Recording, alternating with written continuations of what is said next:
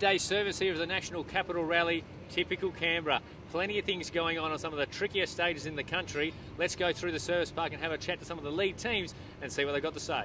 So power stage winner and then goes on to win SS1, but an issue in stage 2, mate. Yeah, that's right. We just got too much front brake, and it was the same in the first stage. And then our clutch started to go, and we think it's a master cylinder behind the clutch lever.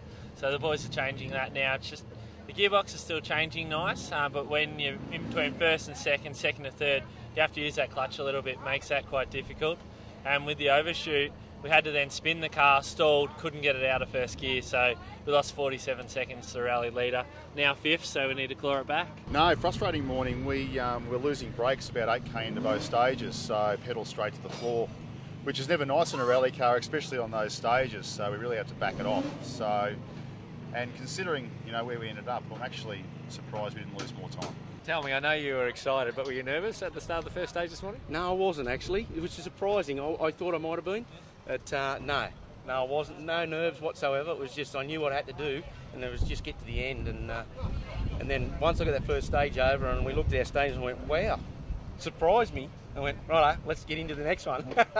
Will Orders, plenty going on your car, but what a great start. Yeah, look, we're pretty wrapped. As I said to the guys before, you don't get a lot of time to mess around in these things. The front-wheel drive cars are inherently quicker than the rear-wheel drive car, so you've got to make every second count and do the best we can from the get-go.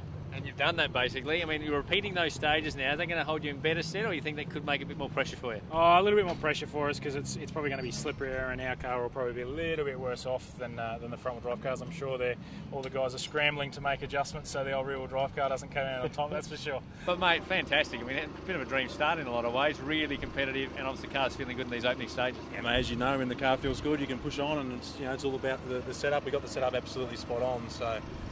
We took a bit of a gamble with being quite soft.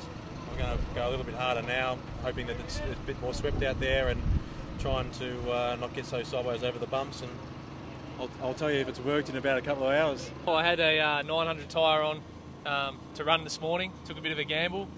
Didn't pay off. I really struggled with turning grip, and I'm hoping that putting on the 800 tyre, which is the more open tyre, will actually resolve that. So fingers crossed, it'll be a little bit better. Yeah, I think everyone's going to be a lot quicker, so it's a swept road now, but we'll go out there and tackle it and see how we go. Brett Middleton, great to have you back out in the SUV, and how are you finding the Canberra stage? First time you've driven this car on these stages? Yeah, look, it's really good to be back in Canberra. Like you, we all enjoy rallying in the forests around Canberra, and it's great that the government has allowed us to come back, and obviously the roads are a challenge. It's quite surprising, given all the rain we had, we've now got dust, but there's some big ghouly rocks out there on the second run through some of these stages, and we're all a little bit worried about them. There's one I saw the size of a football. So we just left the service park, and already dramas from Brendan Reeves, who's telling us about the clutch issue. We've just been here bleeding the brakes and the clutch, so obviously in a bit of trouble, I would expect. They've done their best here. We'll just see how far they can get down the road and whether they continue on for the rest of Heat 1.